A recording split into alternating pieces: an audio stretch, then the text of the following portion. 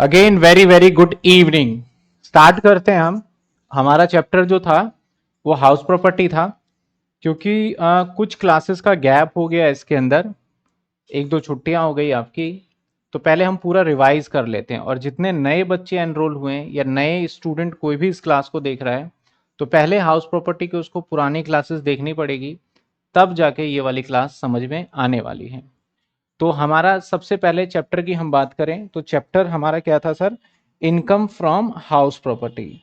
यानी मैंने बहुत सिंपल टर्म्स में आपको बताया था कि हम जो इनकम कैलकुलेट करते हैं वहां पे कितने हेड होते हैं हमारे? 5 हेड होते हैं।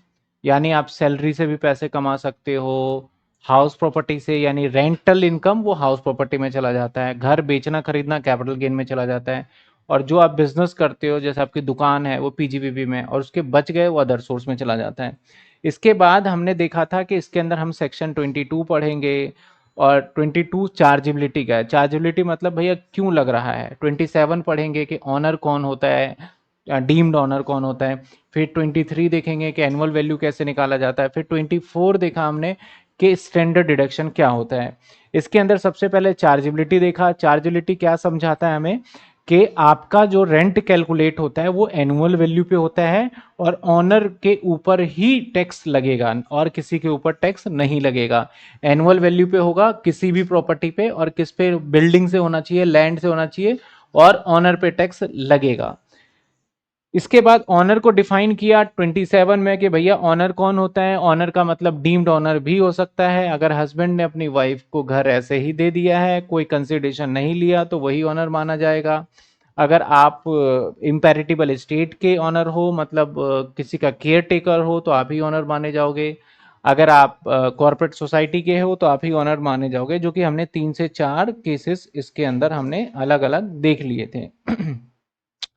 इसके बाद हमारा आ गया था सर क्या? इसके अंदर हमने देखा सबसे पहले कि भाई एनुअल वैल्यू क्या होता है। एनुअल वैल्यू होता है हमारा कि हमें जो टैक्स जिस अमाउंट पे देना है वो एनुअल वैल्यू है।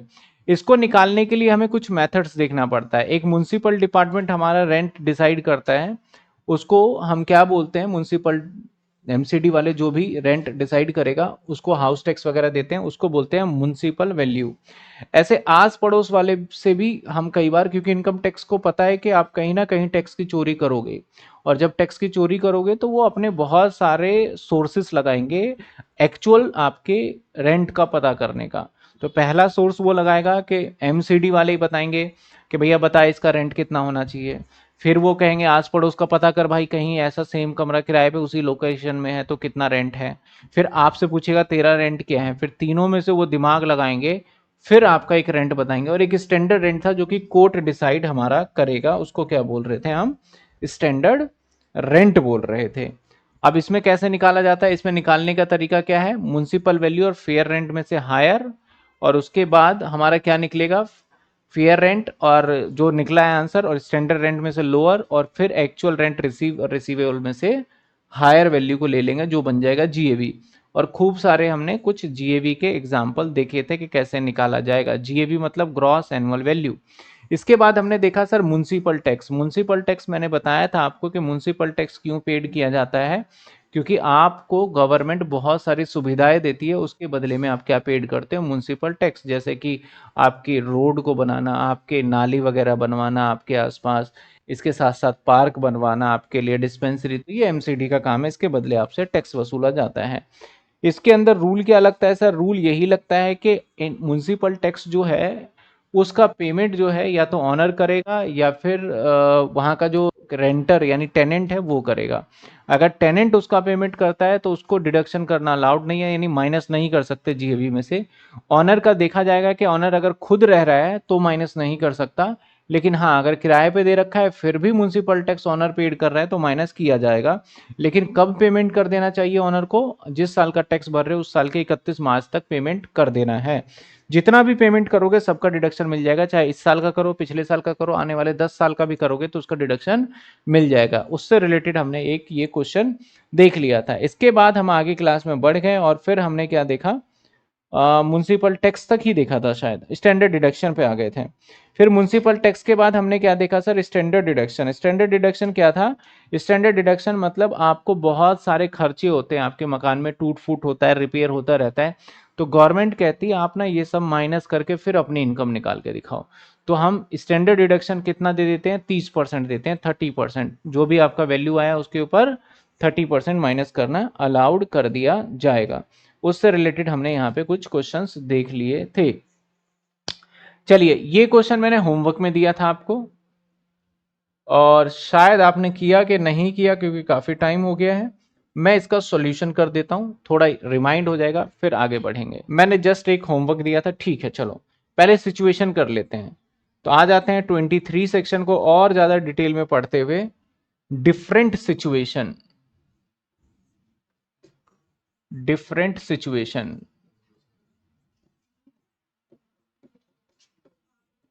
सेक्शन 23, 1, 2, 3, 4, 5 जितने भी केसेस हैं, सिचुएशन, अलग अलग सिचुएशन को हम देखेंगे कि भैया कैसे कैसे सिचुएशन आपके सामने आ सकता है, क्वेश्चन कैसे कैसे बन सकते हैं, और लोग किस किस तरीके से करते हैं।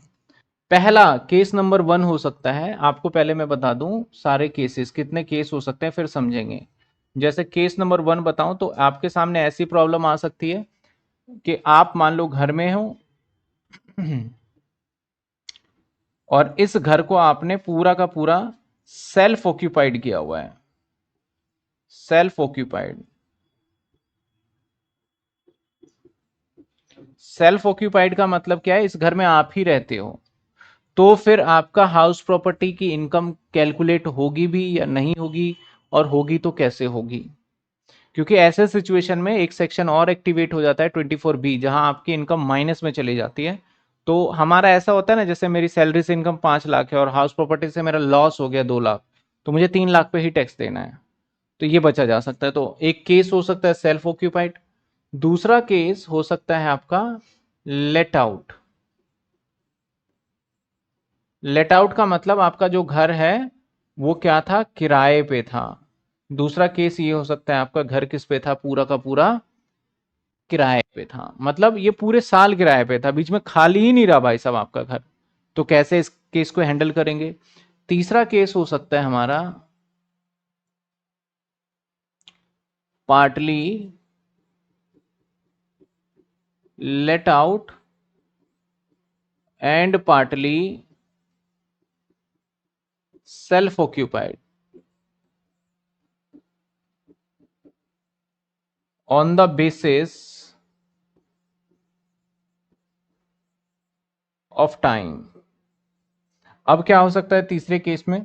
ऐसा पॉसिबिलिटी है कि आपका एक घर है और इस घर को आपने क्या कर रखा है, किराए पे दिया, लेकिन सिर्फ 4 महीने तो आपने इसको रेंट पे दे रखा है, और बाकी के 6 महीने ये वेकेंट रहा।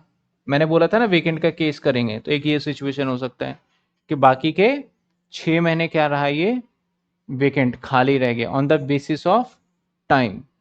तो ऐसे भी आपका घर हो सकता है कि घर के मतलब, या फिर ऐसा भी हो सकता है कि आप कुछ समय खाली रहा और कुछ समय आप रह लिए उसके अंदर।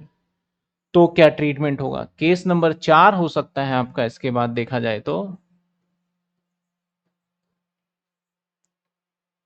पार्टली लेट आउट एंड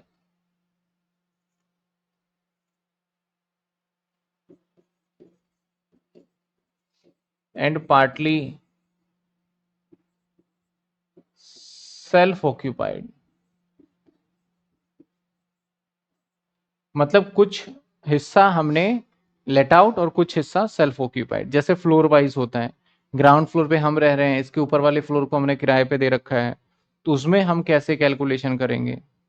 और भी केस हो सकता है। केस नंबर 5 आपका ये हो सकता है कि मान लो आपके बहुत सारे घर हैं और आपने कोई घर किराए पे ही नहीं दिया, तो सरकार इस केस में बोलती है कि भैया लोगों को रहने के लिए घर नहीं है और आपके पास इतने सारे घर है, तो सरकार बोलती है तुम्हारा घर रेंट पे नहीं दे रहे क्या? बोलते हैं जी नहीं, रेंट पे नहीं दे रहे। तो सरकार बोलती है कि अब हम मान लेंगे तुमने रेंट पे दे रखा है और तुमसे हम टैक्स वसूलेंगे। तो वो भी सिचुएशन आ सकता है जब आपके पास क्या हो, एक से ज्यादा, अभी मैं सारी केसेस को लिखवाऊंगा जब आपके पास एक से ज्यादा घर हो, सारी केसेस को बड़े अच्छे से लिखेंगे, पूरी क्लास में आज यही चलेगा। तो यानी आप समझ सकते हो कि हमारे पास कितने सारे हम केसेस को देखेंगे और उसको फिर कैसे हैंडल करना है वो पूरा देखेंगे। मतलब क्या क्या सिचुएशन हो सकता है, उस सिचुएशन को कैसे टेक केयर किया जाएगा वो पूरा देखेंगे। तो आइए हम पहले केस को देखेंगे।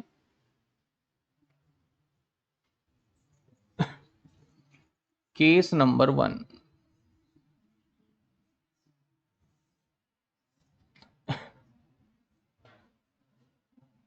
Self occupied.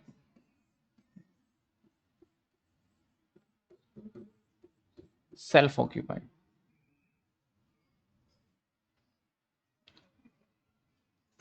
जैसे एग्जाम्पल, एग्जाम्पल से बहुत जल्दी समझ में आएगा आपको। मैंने बोला municipal value 2 lakh, fair rent 3 lakh, और मैंने बोला बस ये दो चीजें दिया, और म्युनिसिपल टैक्स मान लेते हैं 50,000, म्युनिसिपल टैक्स 50,000, और आपसे बोला हाउस प्रॉपर्टी की इनकम निकालो। तीन चीजें दी मैंने। अब घर जो है वो सेल्फ ऑक्यूपाइड है, इसका मतलब जो आपका घर है, इस घर में कोई रह नहीं रहा, इस घर के अंदर आपका परिवार और आप रह रहे हो। और हाउस प्रॉपर्टी की इनकम बोलता है कि आपको अगर रेंट मिलता है तो आपको टैक्स देना होगा, यही बोलता है ना कि अगर आपको रेंट मिलेगा तो उस रेंटल इनकम, क्योंकि इनकम टैक्स किस पे लगेगा, आपके इनकम पे। अब जब आप घर में रह रहे हो तो कहीं से रेंट आ रहा होगा क्या? नहीं आ रहा होगा कहीं से रेंट, कहीं से रेंट नहीं आ रहा होगा। तो आपकी कोई इनकम जनरेट हो रही है क्या? नहीं हो रही होगी कोई इनकम जनरेट। तो क्या आपकी जब इनकम ही नहीं है तो क्या आप टैक्स दोगे सरकार को? तो जवाब नहीं दोगे टैक्स आप। तो जब भी सेल्फ ऑक्यूपाइड होगा, तो अगर मैं इसको कंपेयर कुछ भी करूं तो ये हमेशा याद रखना, यहां पे हमारा जीएबी जो है वो हमेशा आएगा जीरो, यानी नील। और इसमें से म्युनिसिपल टैक्स आपको मैं ये बताने के लिए मैंने लिखा जीएबी। आपको याद होगा कि जब हम खुद रहते हैं सेल्फ ऑक्यूपाइड तो म्युनिसिपल टैक्स माइनस करेंगे क्या? चेक करते हैं, चेक करते हैं भैया क्या लिखा था। तो क्या लिखा था, जब सेल्फ ऑक्यूपाइड होगा तो नो डिडक्शन अलाउड। मतलब अगर आपका म्युनिसिपल टैक्स क्वेश्चन में दे रखा है, जैसे मेरे वाले एग्जाम्पल में मैंने म्युनिसिपल टैक्स लिया है, तो क्या यहां माइनस करेंगे 50,000? जवाब है नहीं करेंगे। तो इस केस में आपका एनएवी, एनएवी क्या है, नेट एनुअल वैल्यू, क्या आएगा आपका? जीरो आएगा। तो यानी अगर आपका सेल्फ ऑक्यूपाइड होता है तो क्वेश्चन में कितनी भी जानकारी दे दे सब इररेलेवेंट है। आपका एनएवी यानी नेट एनुअल वैल्यू हमेशा क्या लेना है आपको? निल, यानी क्या लेना है आपको? जीरो। तो पहला केस तो यही बताता है कि कोई भी ऑनर अपने मकान में खुद रहेगा तो ऐसे सिचुएशन में उस घर के ऊपर कोई टैक्स नहीं निकाला जाएगा। अगर एनएवी बोलोगे तो जीरो मान लिया जाएगा, ठीक है ना। इसके अंदर 24B एक और पार्ट आएगा अभी आगे चल के, तो फिर आपको पता चलेगा निकाल क्यों रहे हैं। Let out means, sir let out मतलब आपने अपना घर किराए पे दे दिया है। केस नंबर 2 देखते हैं इसके बाद। Case number 2, let out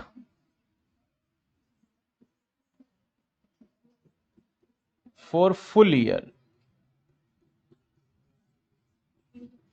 let out for full year, sir जैसे एग्जाम्पल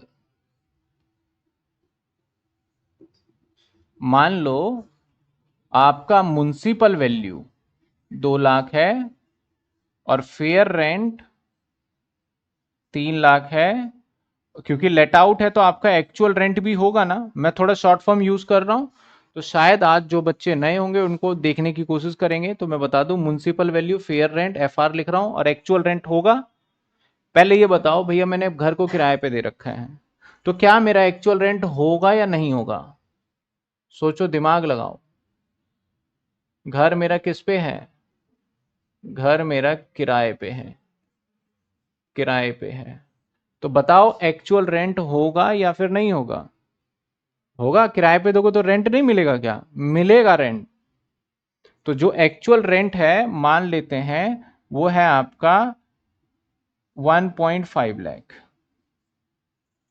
और म्युनिसिपल टैक्स है एमटी, शॉर्ट फॉर्म में लिख रहा हूं, म्युनिसिपल टैक्स है मान लो 50,000 रुपए।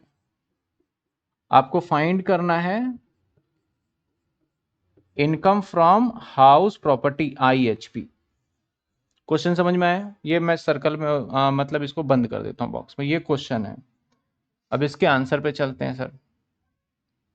आंसर तो सबसे पहले हम कंपैरिजन करेंगे, ठीक है?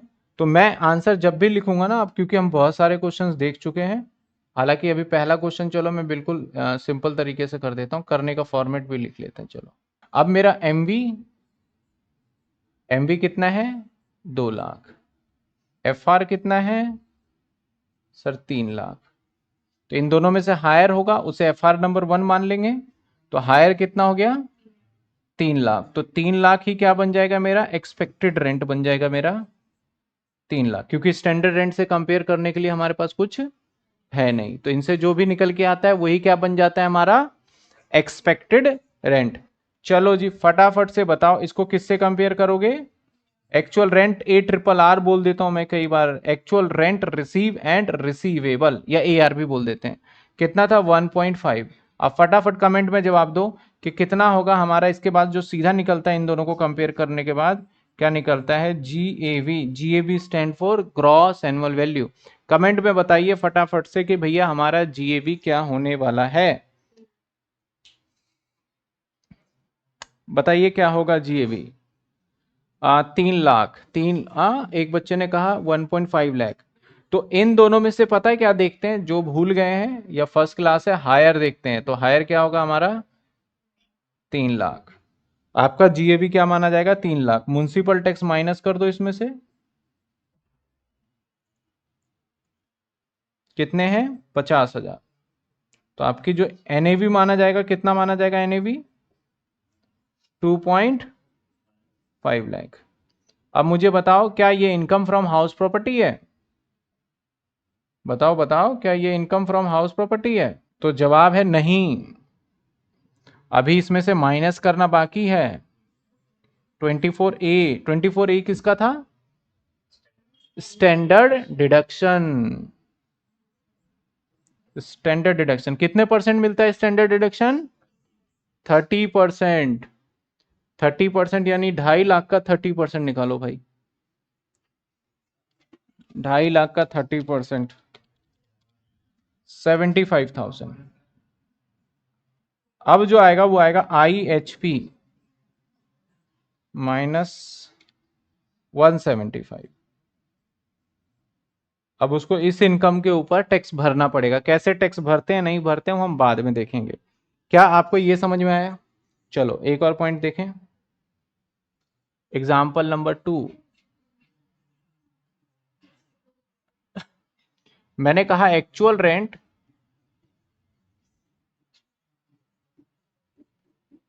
3 लाख। मैंने कहा म्युनिसिपल टैक्स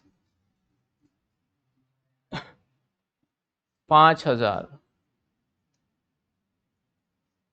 म्युनिसिपल टैक्स 5,000। मैंने कहा रिपेयर में खर्च हुए 25,000। रिपेयर करवाया घर को, उसमें खर्चा हुआ 25,000। चलो और कोई जानकारी नहीं है? बोलोगे सर इसमें तो बहुत सारी जानकारी मिसिंग है। तो नहीं भाई, वो जानकारी नहीं है तो नहीं है। तो अब ये वाला क्वेश्चन पता है कहां से शुरू होगा? सीधा बताओ कहां से शुरू करें इसको? क्या MVFR ये सब जो कैलकुलेशन कर रहे थे क्या करेंगे इसमें? तो जवाब है नहीं। इस क्वेश्चन को तो सर आपको सीधा स्टार्ट करना पड़ेगा, पता है कहां से? इस क्वेश्चन को सीधा स्टार्ट करना पड़ेगा GAV से। तो यहां पे सीधा लिखोगे आप GAV, और जो एक्चुअल रेंट है वही बन जाएगा GAV। यानी जब हमारे पास कंपैरिजन के लिए चीज ही नहीं है तो हम सीधा क्या ले लेंगे? GAV। और रियल लाइफ में यही होता है। कौन जाएगा म्युनिसिपल डिपार्टमेंट से पूछने के लिए भाई बता मेरा पड़ोस में बोलेगा भाई तेरा किराया कितना है? जब हम इनकम टैक्स रिटर्न फाइल करते हैं तो जो रेंट होता है उसी को GAV मान लेते हैं सीधा। इसमें से फिर क्या माइनस करेंगे? Municipal tax. अब म्युनिसिपल टैक्स कितना है? 5,000 रुपए। तो कितना बचा हमारा? NAV 295। अब यहाँ पे एक रिपेयर भी दे रखा है 25,000 रुपए, तो क्या रिपेयर माइनस होगा यहाँ पे? बताओ क्या रिपेयर माइनस होगा? बताइए। रिपेयर करवाया घर का, तो रिपेयर यहां पे माइनस नहीं होगा, क्योंकि इसके बदले क्या दे रही है आपको सरकार? इसके बदले दे रही है डिडक्शन। और कौन से सेक्शन का? 24A standard deduction. कितने? 30% है। तो चलिए 30% निकालते हैं। 88,500 माइनस कर दो 20,6500। ये आ गया IHP। ये क्या आ गया हमारा? IHP मतलब इनकम फ्रॉम हाउस प्रॉपर्टी। चलो एक और केस देखते हैं।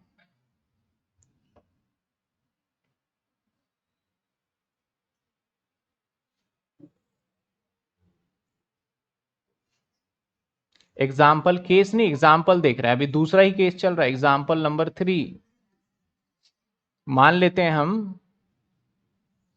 MV है हमारा 5 लाख, FR है हमारा 2 लाख, SR है हमारा 3 लाख। अब एक बात बताओ, SR क्या होता है? किसी को पता है SR क्या होता है?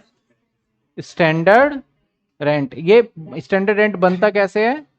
कोर्ट रेंट कंट्रोलिंग एक्ट के अकॉर्डिंग जो होता है उसे बोलते हैं स्टैंडर्ड रेंट। म्युनिसिपल टैक्स मान लेते हैं 50,000, हाफ पेड बाय ऑनर। अरे इसको तो मैं थोड़ा सा मिटा दूं, ये थोड़ा अलग स्टाइल से लिखेंगे। Municipal tax 10%, half paid by honour. ठीक है। इसके बाद हम कर लेते हैं insurance of house 10,000, white wash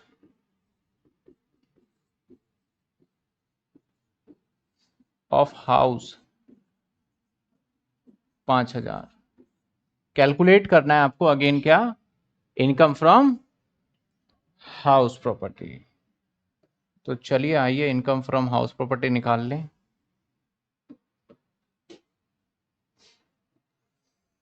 sir यहाँ पे तो एक दिक्कत है। क्या दिक्कत है देख लेते हैं। सबसे पहले क्या लेंगे हम?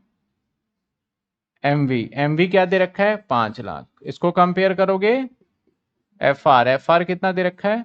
2 लाख। तो इन दोनों में से जो हायर है वो 5 लाख। फिर किससे कंपेयर करोगे? SR से। SR कितना है? 3 लाख।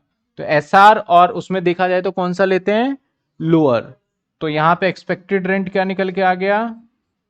कौन बताएगा? जल्दी जल्दी बताओ। एक्सपेक्टेड रेंट आएगा हमारा 3 लाख। अब इसमें से हमारा actual rent receive and receivable, इसमें लिखना भूल गया मैं, इधर लिख देता हूं। ARRR 8 लाख। ठीक है। Actual rent receive and receivable कितना है हमारा? अभी पूरे साल किराए पे है, वैकेंसी वाला करेंगे हम। अभी क्या है? पूरे साल किराए पे है। ठीक है। चलो सर,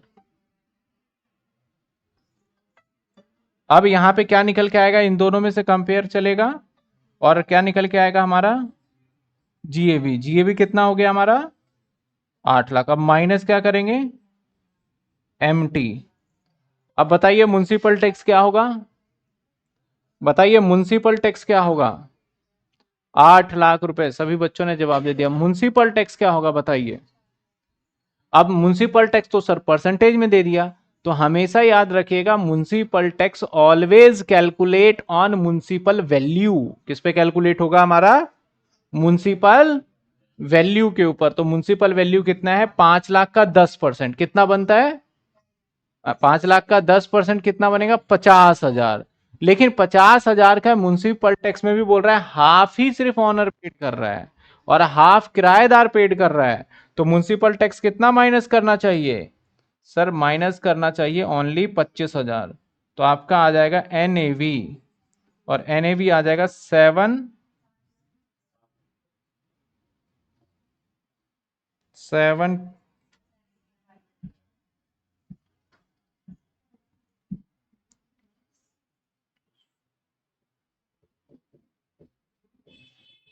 25। ठीक है, अब इसमें से क्या माइनस करोगे बताओ? स्टैंडर्ड डिडक्शन 75 है।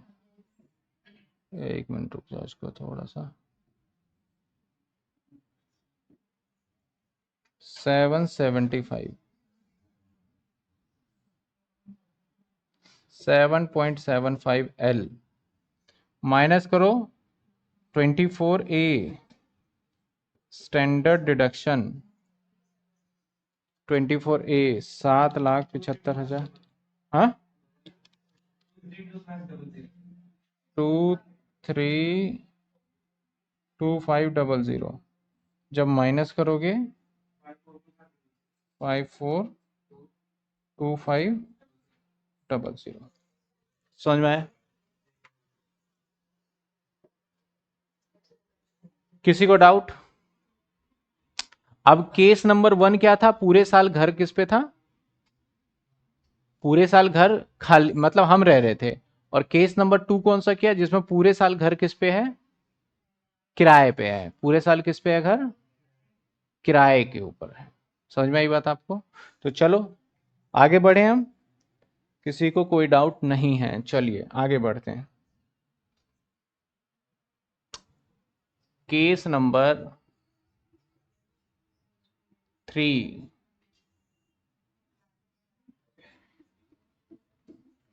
when property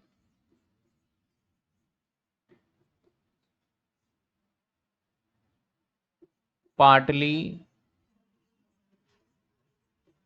let out and partly self occupied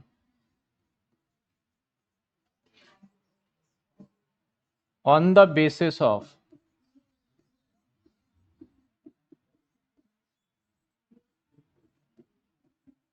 area, on the basis of area.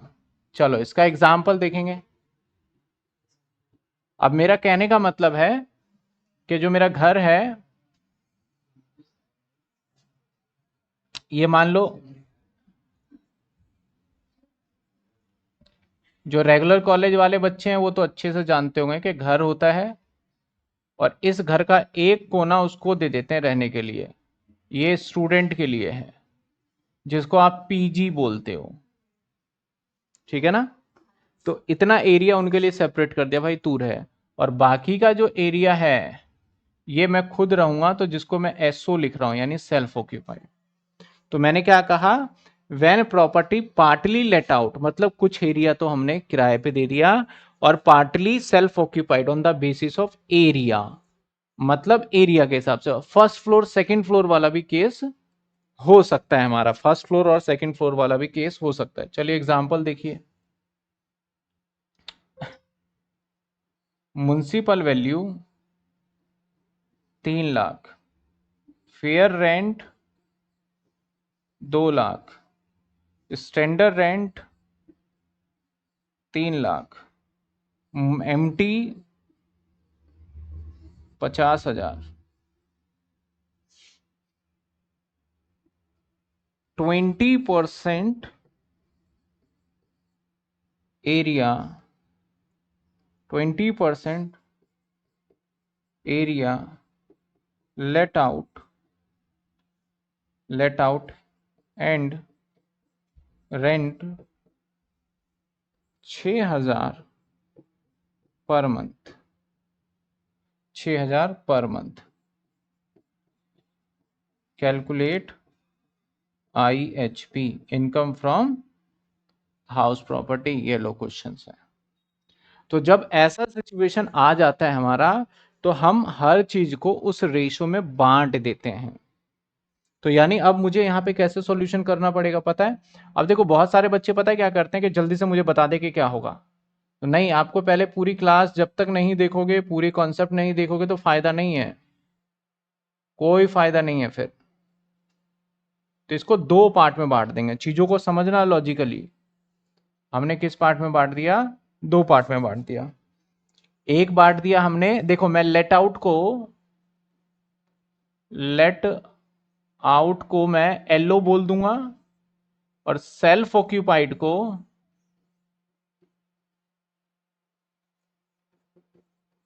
मैं एसओ बोल दूंगा। ठीक है, एसओ बोल दूंगा शॉर्ट फॉर्म, क्योंकि जगह नहीं है। तो ये वाला एरिया मैं एलओ मान लेता हूं। चलो ज्यादा एरिया, पहले कुछ भी कर लो, आपकी मर्जी है। एसओ बोल दिया और ये बोल दिया एलओ। ठीक है,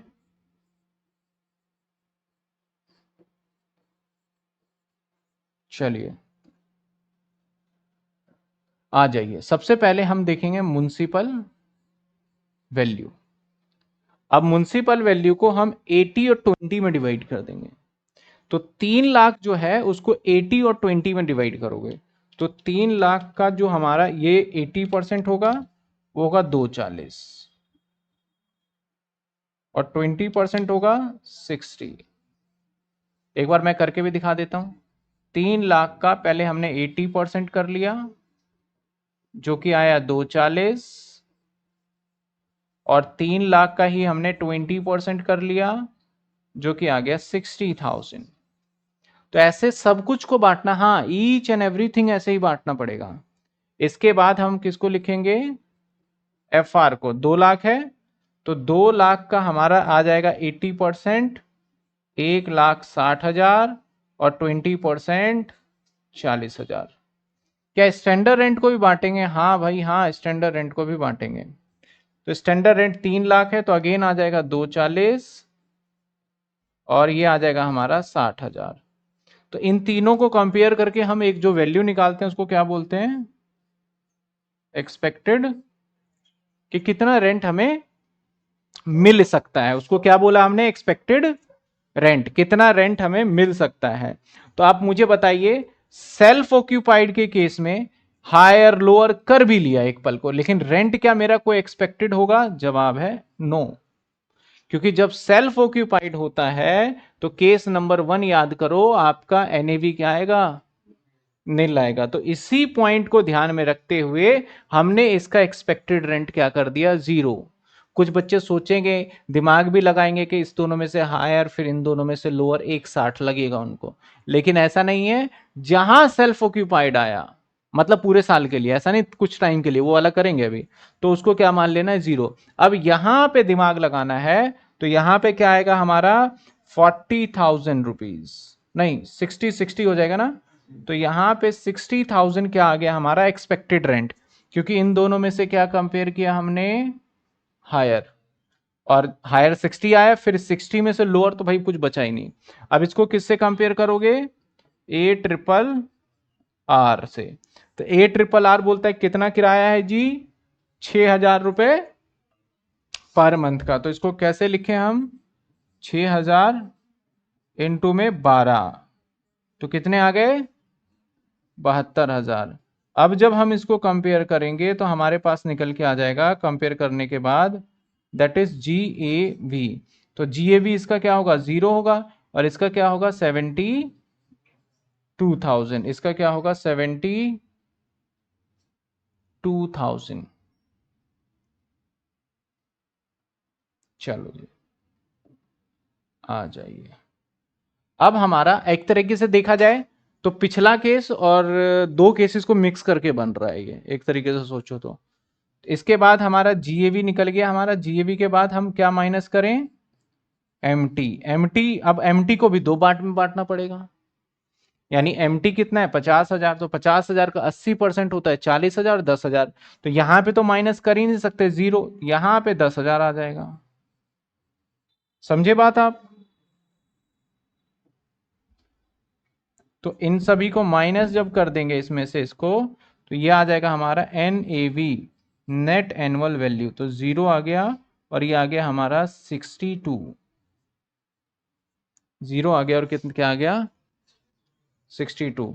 इसमें से क्या माइनस कर देंगे अब हम 24A स्टैंडर्ड डिडक्शन। यहां तो कुछ लगना ही नहीं है जीरो पे निकालोगे तो, इसलिए जब सेल्फ ऑक्यूपाइड आ जाए ना तो सीधा जीरो कर दो।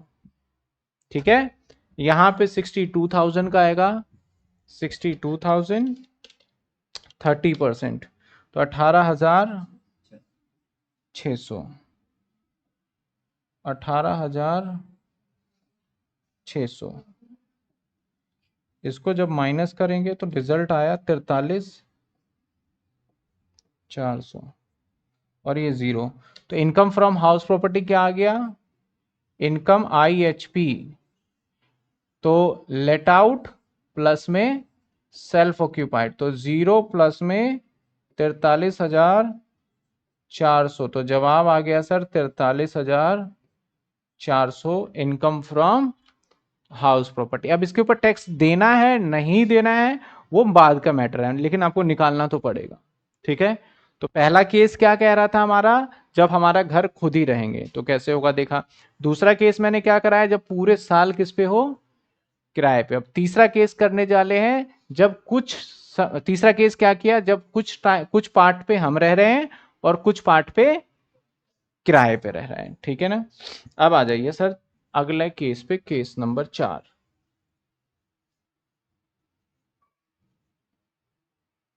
Case number 4, when property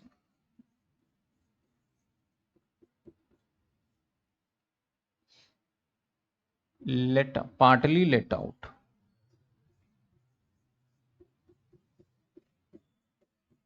out and partly let out and partly self occupied, partly self occupied on the basis of time, on the basis of time, समय के हिसाब से। अब भैया मेरा घर जो है मान लो कि 2 महीने खाली रहता है, तो मैंने 2 महीने के लिए कोई ऐसा किराएदार ढूंढा, 2 महीने रह ले भाई, और उसके बाद बाकी के 10 महीने मैं खुद ही रहता हूं। सपोज करो कि मुझे स्कूल से 2 महीने की छुट्टी मिलती है, मैं एक टीचर हूं और स्कूल में जॉब कर रहा हूं, तो मेरा 2 महीने के लिए मकान खाली रहता है और मैं 2 महीने के लिए गांव चले जाता हूं घूमने के लिए। मैंने क्या करा, 2 महीने के लिए हर बार एक किराएदार पकड़ के लाता हूं और 2 महीने के लिए मैं दे देता हूं ताकि कुछ इनकम हो जाए। फिर जब मैं 2 महीने बाद वापस आता हूं तो मैं खुद रह लेता हूं। यानी घर को आपने किराए पे भी दे रखा है और खुद भी रह रहे हो, यानी ये दोनों है, ये सेल्फ ऑक्यूपाइड भी है और लेट आउट भी है। तो अगर मैं बात करता हूं तो चलिए इसका एग्जाम्पल देख लेते हैं तो ज्यादा समझ में आएगा।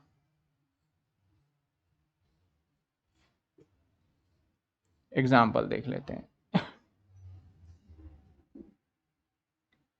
Municipal value 3 lakh, fair rent 4 lakh, standard rent 2 lakh, municipal tax 10%, the property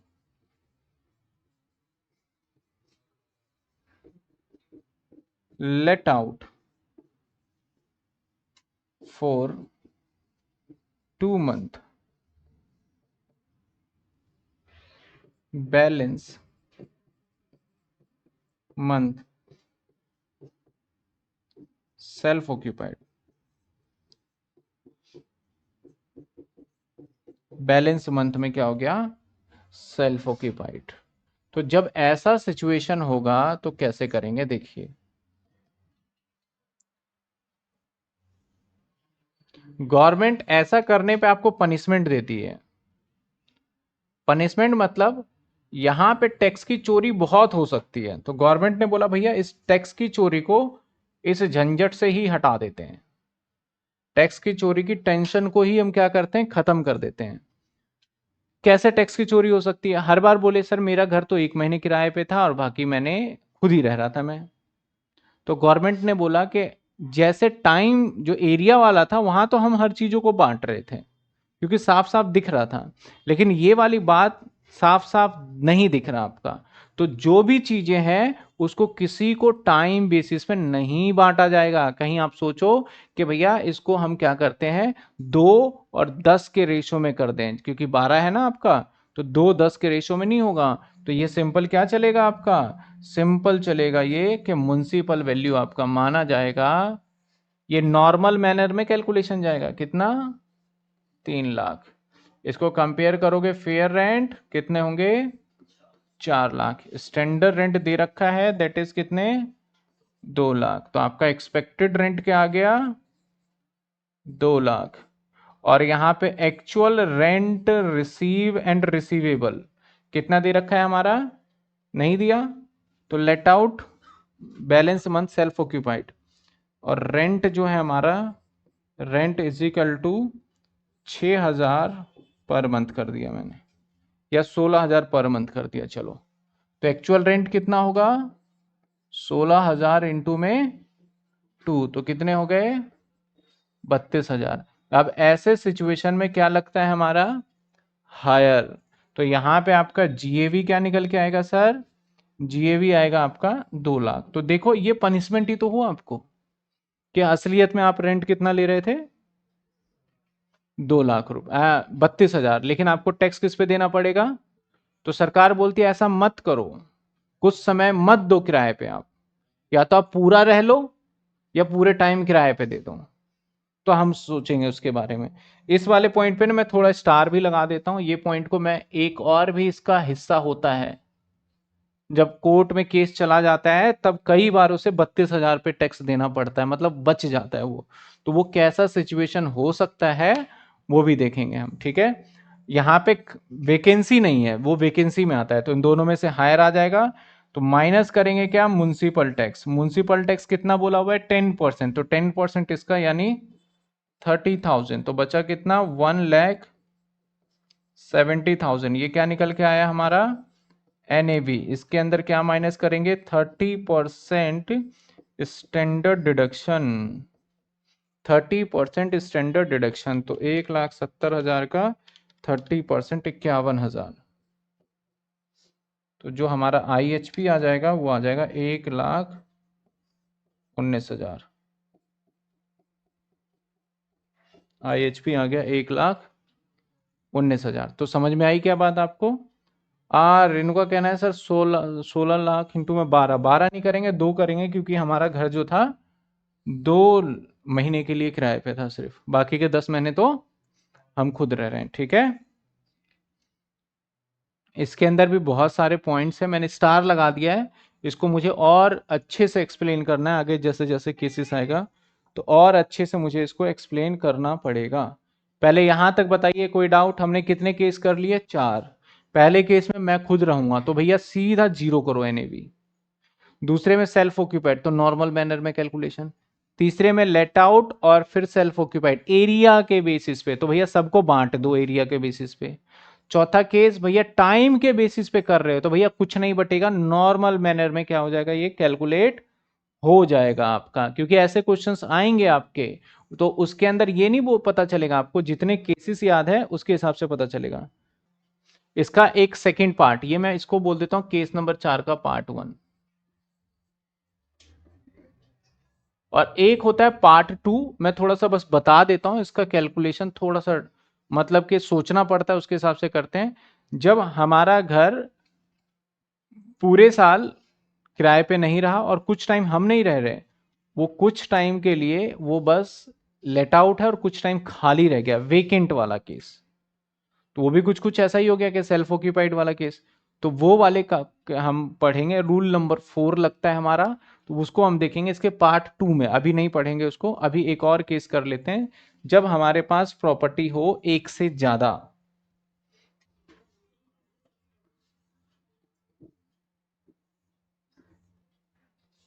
when more than 2 house, more than 2 house.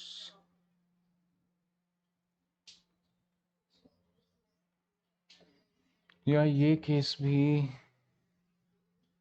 आपका थोड़ा सा टिपिकल हो जाएगा।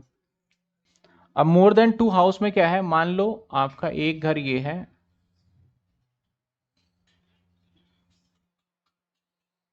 मोर than 2 house, all are self occupied, सभी के सभी में बोलते हो कि हम ही रहते हैं। मान लो एक घर, आपके 2 घर,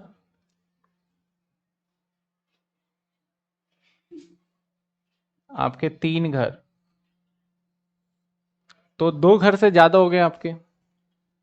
तो गवर्नमेंट का कहना है कि भैया जो 2 घर आपके हैं, 2 घर से ज्यादा, तो इसमें जैसे इसका नाम डाल देते हैं H1, इसका नाम है H2, इसका नाम है H3। अगर ये 3 घर है, चाहे आपके पास 10 घर है, किराए पे दे रखे, सरकार बोलती है कोई दिक्कत वाली बात नहीं है, किराए पे दे रखा है, जिसको घर की जरूरत है उसे तो मिल गई ना घर, कैसे भी मिला हो। लेकिन आप बोलते हो तीनों घर में हम ही रहते हैं, किराए पे दे ही नहीं रखा, यानी H1 को भी बोल रहे हो कि हम सेल्फ ऑक्यूपाइड कर रहे हैं, H2 को भी बोल रहे हो कि हम सेल्फ ऑक्यूपाइड कर रहे हैं, और H3 को भी बोल रहे हो कि सेल्फ ऑक्यूपाइड कर रहे हैं, तीनों घर को। तो गवर्नमेंट का कहना है भाई तेरे एक घर तो सेल्फ ऑक्यूपाइड हम भी नहीं रोक सकते, एक और तेरे को एक्स्ट्रा देते हैं कि उसको भी सेल्फ ऑक्यूपाइड मान लेंगे, उसके अलावा जितने भी घर होंगे तेरे, उसको हम लेट आउट मान लेंगे। मतलब यानी इसमें से कोई भी 2 घर आप सेल्फ ऑक्यूपाइड मानो और एक घर को आप क्या मानो, लेट आउट मानना पड़ेगा। यानी चलो कैसे, मान लो मैंने म्युनिसिपल वैल्यू बोला 2 लाख, 3 लाख, 4 लाख, मैंने फेयर रेंट बोला 3 लाख, 5 लाख, 3 लाख, मैंने स्टैंडर्ड रेंट बोला 2 लाख, 6 लाख, 7 लाख। इसके बाद क्योंकि तीनों घर सेल्फ ऑक्यूपाइड है, तो क्या एक्चुअल रेंट होगा यहां पे, नहीं होगा, मैंने एम्प्टी बोल दिया 50,000, 30,000, 20,000, और बोला कि आपको इनकम फ्रॉम हाउस प्रॉपर्टी निकाल के बताओ। तो सर सेल्फ ऑक्यूपाई के केस में तो भैया वैसे नॉर्मली देखा जाए, अगर एक घर होता तो मैं तो सीधा बोल देता इनकम फ्रॉम हाउस प्रॉपर्टी 0। अगर मेरे पास 2 घर भी होते तो मैं बोल देता पहले घर से भी 0 और दूसरे घर से भी। लेकिन मेरे पास जब 3 घर हो गए तो एक को मुझे लेट आउट मान के करना पड़ेगा। सर लेट आउट मान के कैसे करना पड़ेगा, देखिए, और इसके अंदर आपके ऊपर चॉइस है, आप भले ही इस घर में रह रहे हैं, आपकी मर्जी है कि आप ये बोल दीजिए सरकार को कि हम इस घर में रह रहे हैं और आप इसके ऊपर टैक्स दे दीजिए। तो जिस घर में रह रहे हैं जरूरी नहीं है कि उसी के ऊपर आपको लेट आउट मानना है। तो सरकार ने बोला ऑन योर चॉइस। तो आप टैक्स के पर्पज से क्या करोगे, वो सारी बातों को देखेंगे। तो सबसे पहले एक काम करते हैं, तीनों घर को हमने क्या करा, एक बार लेट आउट मान लिया, एक बार तीनों घर को लेट आउट मान लो, पहले घर को भी, दूसरे घर को भी, तीसरे घर को भी लेट आउट मान के मैं कैलकुलेशन समझा रहा हूं तो अभी समझ में आ जाएगा। ये हमारा है क्वेश्चन। इस तीनों घर को अगर मैं लेट आउट मान लेता हूं तो सबसे पहले हमारा यहां पे जीएवी क्या होगा, बताओ। जीएवी लेट आउट मानूंगा तो जीएवी तो निकलेगा ना। मैं अज्यूम कर रहा हूं तीनों घर वैसे सेल्फ ऑक्यूपाइड है, लेकिन मान लो एक बार को तीनों घर को लेट आउट मान लिया, इसका जीएबी क्या होगा, इन दोनों में से हायर 3 लाख, इन दोनों में से लोअर 2 लाख, तो 2 लाख। इसका जीएबी क्या होगा सर, 5 लाख, 5 और 6 लोअर 5 लाख। इसका जीएबी क्या होगा सर, 4 लाख। इसमें से माइनस क्या करेंगे हम, एमटी। एमटी क्या है, 50K। एमटी क्या है, 30K। एमटी क्या है, 20K। तो यहां पे देखा जाए तो क्या आ गया 1.5 लाख, यहां पे आ गया 4.7 लाख, यहां पे आ गया हमारा 3 पॉइंट, इसमें से क्या माइनस करोगे 24A, इसमें आ जाएगा -45K, 3.8 है।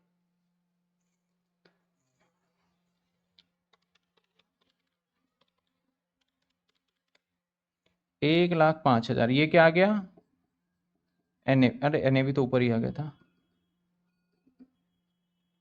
IHP, ये आ गया NAV 1,05,000। दूसरे का क्या आया 30%, 141, इसमें से जब माइनस कर दोगे तो 329, 380 का आ गया 30%, 114, माइनस करोगे तो 266, ये आ गया। चलो अगर मैं एक सवाल आपसे पूछूं कि इस तीनों घर, जो भी तीनों घर हैं, इस तीनों घर को एक बार आप मान लो एक्चुअल में सेल्फ ऑक्यूपाइड, तीनों घर को क्या मान लो आप सेल्फ ऑक्यूपाइड, तो इस केस में हमारा क्या होगा IHP, अगर हम तीनों को सेल्फ ऑक्यूपाइड मानते तो 0, यहां पे भी 0 और यहां पे भी 0। क्या ये बात समझ में आई? मैंने कैलकुलेशन के लिए। अब हम अपने मनपसंद चीजों को करते हैं। चलो मनपसंद चीजों का मतलब है कि हम एक काम करते हैं, हम इस दो घर को सेल्फ ऑक्यूपाइड मान लेते हैं, एक को लेट आउट मान लेते हैं, क्योंकि गवर्नमेंट ने यही बोला है ना, किसी भी दो को मान लो आप क्या सेल्फ ऑक्यूपाइड और बाकी को क्या मान लो आप। तो मैं ऐसा करता हूं, पॉइंट नंबर केस नंबर 1, मैं सिचुएशन नंबर 1 कर लेता हूं। सिचुएशन नंबर 1, सिचुएशन नंबर 1 में क्या कर लेता हूं मैं, H1 एंड H2 को क्या मान लेता हूं सेल्फ ऑक्यूपाइड, और H3 को क्या मान लेता हूं मैं लेट आउट। यही करोगे। चलो इनकम निकाल लेते हैं। IHP, income from house property, income from house property H1 से कितना होगा 0, H2 से कितना होगा 0, H3 से कितना होगा, हमने एक बार लेट आउट इसलिए कर लिया ताकि मैं डायरेक्टली लिख दूं यहां पे 2,66,000। टोटल इनकम कितना हो गया, अगर मैं ये सिचुएशन रखूंगा तो मेरी इनकम कितनी आएगी 2,66,000, और मुझे 2,66,000 के हिसाब से भरना पड़ेगा। अब एक काम करते हैं कि इस घर को हम पहले घर को लेट आउट मान लेते हैं और बाकी के दो को सेल्फ ऑक्यूपाइड मान लेते हैं। ठीक है ना, ऐसा कर सकते हैं ना कि यार इसको किराए पे मान लो, बाकी दो को क्या मान लो सेल्फ ऑक्यूपाइड। चलिए मेरा कहने का मतलब है सिचुएशन सिचुएशन नंबर 2, मैं बोल रहा हूं कि H1 को मानो आप लेट आउट, H2 को क्या मानो आप सेल्फ ऑक्यूपाइड, और H3 को भी क्या मानो आप सेल्फ ऑक्यूपाइड। तो चलो income from house property, income from house property. अब बताओ H1 से इनकम क्या होगी, देख लेते हैं। 1,05,000, लेट आउट मानोगे तो एक 5 लिखना पड़ेगा ना, 1,05,000। H2 से इनकम क्या होगी 0, और H3 से इनकम क्या होगी, फटाफट कमेंट में बताओ। H3 से इनकम क्या होगी 0। If 4 house are self occupied, if 4 house, 4 घर होंगे तो 2 को आपको मानना पड़ेगा सेल्फ ऑक्यूपाइड, बाकी 2 को लेट आउट मानना पड़ेगा, इसको भी 0। तो यहां पे इनकम कितनी बनी 1,05,000। एक और सिचुएशन बना लेते हैं, सिचुएशन 3, मैं ऐसा कर लेता हूं H1 को मान लेता हूं सेल्फ ऑक्यूपाइड, और H3 को मान लेता हूं सेल्फ ऑक्यूपाइड, और अब H2 को मान लेता हूं मैं लेट आउट। अब इससे ज्यादा तो केस बन ही नहीं सकते ना, आप खुद सोचो, इससे ज्यादा तो केस बन ही नहीं सकते। तो एक ये केस बना लेता हूं, तो IHP जो रहेगा मेरा, जो IHP रहेगा क्या रहेगा, H1 क्या होगा 0, H2 क्या होगा, लेट आउट मान रहे हैं हम, तो H2 का रहेगा हमारा 3,29,000, और H3 को क्या माना हमने, तो आंसर क्या आ गया।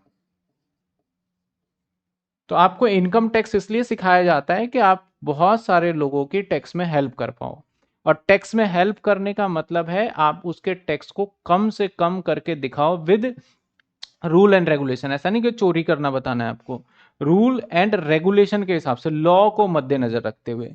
तो भाई मैंने बोला कि भाई अगर मैं ये सिचुएशन बनाऊंगा, अपने क्लाइंट को बोलूंगा यार इस सिचुएशन में तो तेरा 2,66 की इनकम आ रही है, इस सिचुएशन में तेरी इनकम आ रही है 1,5, और इस सिचुएशन में तेरी इनकम आ रही है 3,29। सरकार ने बोला तू जो मर्जी बोलेगा, सिचुएशन कोई भी मान ले मैं मान लूंगा।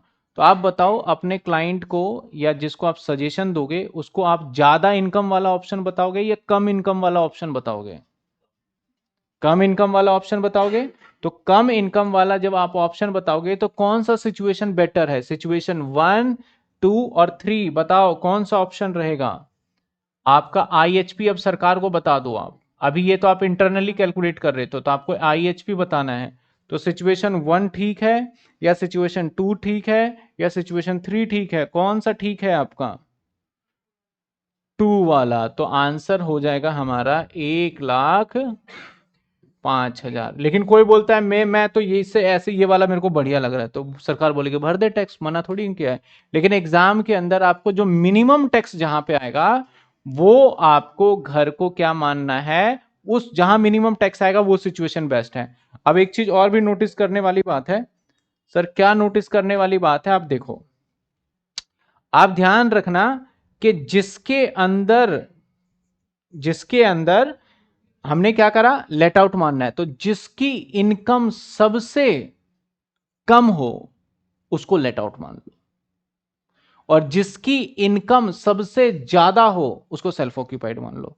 तो इसकी इनकम ज्यादा थी, इसकी इनकम भी ज्यादा थी, और इसको तीनों में से सबसे कम इनकम कौन सी है, तो इसको ही हम क्या मान ले, लेट आउट, और इसको मान लो सेल्फ, और सेल्फ सेल्फ सेल्फ मानते ही दोनों क्या हो जाएंगे, जीरो। तो इनकम बनेगा ये। तो पहचानने का झट से तरीका ये है। लेकिन एग्जामिनर को झट से तरीका नहीं चाहिए, एग्जामिनर बोलेगा ऐसे करके दिखाओ मुझे तीनों चीजें, ऐसे सिचुएशन बना के दिखाओ और फिर एक फैसला लिखो कि भैया कौन सा ऑप्शन बेस्ट है। तो मैं लिखूंगा according to minimum tax liability, यानी अकॉर्डिंग टू टैक्स के अकॉर्डिंग सिचुएशन, कौन सा सिचुएशन है हमारा, 2 is best for SSC because there is calculate minimum taxable income, कम से कम टैक्सेबल इनकम आया है इसलिए इसे हम बेस्ट मान लेंगे।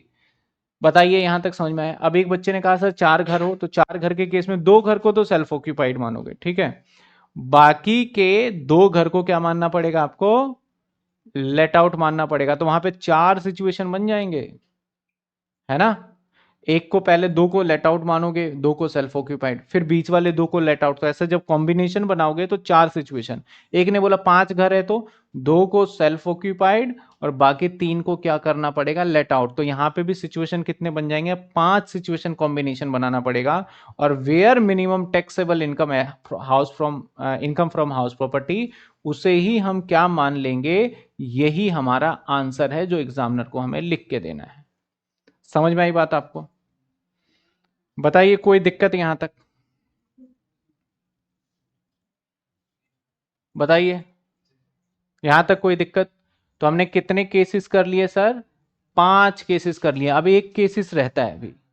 सर अब कौन सा केसेस रह रहा है, वैकेंसी वाला, और उसको मैं छठा केस ना मान के जो पार्ट 2 करवाऊंगा उसके अंदर मैं कराऊंगा। उसके लिए एकदम फ्रेश माइंड होना चाहिए, क्योंकि उसमें कॉम्प्लिकेशन आने के बाद ना बच्चा एग्जाम से पहले तक वो चीजें पूछता है, तो मैं ये नहीं चाहता कि वो पूछे। मैं उसके अंदर पूरा दिन लगा दूंगा, मतलब पूरी क्लास एक, और उस पूरी क्लास को लगाने के बाद अच्छे से जब तक क्लियर नहीं हो जाता तो आगे नहीं बढ़ूंगा। इसके बाद हमारा सिंपल सा एक टॉपिक रहेगा, मुंशी इंटरेस्ट का। इंटरेस्ट कैसे कैलकुलेट करते हैं, 24B। तो इंटरेस्ट कैलकुलेट करने का देखेंगे, उसके बाद फिर बुक के क्वेश्चंस आपके स्टार्ट हो पाएंगे। इनकम टैक्स में ना सबसे बड़ी यही समस्या है, जब तक आप सारे थ्योरी और सारे लॉजिक और सारे आज के पॉइंट्स में क्या क्या रूल्स है नहीं समझ लेते, तो आप क्वेश्चन को हाथ भी नहीं लगा सकते, क्योंकि हर एक क्वेश्चन में रूल अप्लाई करेगा। मैं वही देख रहा था आपके सामने, देखो मैं देख रहा था चलो बच्चों को ये कराते हैं, पर देखा यार वेकेंट का आ गया, और वेकेंट अभी कराया नहीं तो ये भी नहीं होगा। फिर मैंने सोचा चल यार भाई ये कराते हैं, तो देखा गया तो यहाँ पे लेट आउट है, और यहाँ पे कुछ दिनों के लिए फिर से वेकेंट आ गया। तो कुछ पार्ट सेल्फ ऑक्यूपाइड, ये वाला तो हो सकता है it self occupied by are, इससे इस डेट तक और इससे लेट आउट, ये वाला तो इनफैक्ट हो सकता है। तो आज की क्लास में sir, in case of multiple house always two house of self occupied, yes yes बिल्कुल, हमेशा दो घर लेंगे। तो आज की क्लास में हमें इतने ही करे, हमने सिर्फ 5 केसेस। अगली क्लास में बिल्कुल फ्रेश माइंड से हम करेंगे एक और सिचुएशन, इसके बाद अगली क्लास में ही हमें इंटरेस्ट वाला पार्ट भी कवर कर लेंगे। मतलब अगली क्लास के बाद हम बुक का कोई भी क्वेश्चन उठा के करने बैठे, मतलब कर सकते हैं। फिर अगली क्लास से आपको होमवर्क में मिलना चालू हो जाएगा। बुक्स आपकी आ गई है मार्केट में, मैंने दे दिया है आप सभी को, बता भी दिया है किस तरीके का इमेज है। इमेज डाल दिया था कि सारे बुक्स का फोल्डर में, धीरज इमेज डाला है क्या हमने फोल्डर का, बुक के फोल्डर का इमेज नहीं डाला? तो इसको डाल देना ताकि बच्चे जो खरीदे वो देख के करें। लिंक का मांग रहे हैं ना, लिंक अमेजोन वगैरह पे आया नहीं है, नहीं तो मैं निकाल के दे देता। चलो ठीक है, अगली क्लास में मैं दे दूंगा। वेरी वेरी गुड नाइट, और अगली क्लास में हम मिलते हैं। और अगली क्लास काफी इंपॉर्टेंट रहने वाली है, और वहां पे ओल्ड रिज्यूम और न्यू रिज्यूम भी आ जाएगा बीच में। तो अगली क्लास काफी इंपॉर्टेंट है। जो बच्चे नई क्लास है उनको कहूंगा भैया पूरी क्लासेस देख के फिर अगली क्लास में बैठना, क्योंकि अगली क्लास बहुत इंटरेस्टिंग है। मैनेजमेंट अकाउंट का भी, मैनेजमेंट का धीरज, मैनेजमेंट का भी डाल देना और इसका भी डाल देना, ठीक है। चलिए वेरी वेरी गुड नाइट, मिलते हैं हम नेक्स्ट क्लास में, सेम टाइम पे क्लास रहेगा, और अगली क्लास शायद आपकी थोड़ी सी लंबी होगी, थोड़ी सी लंबी होगी। चलिए।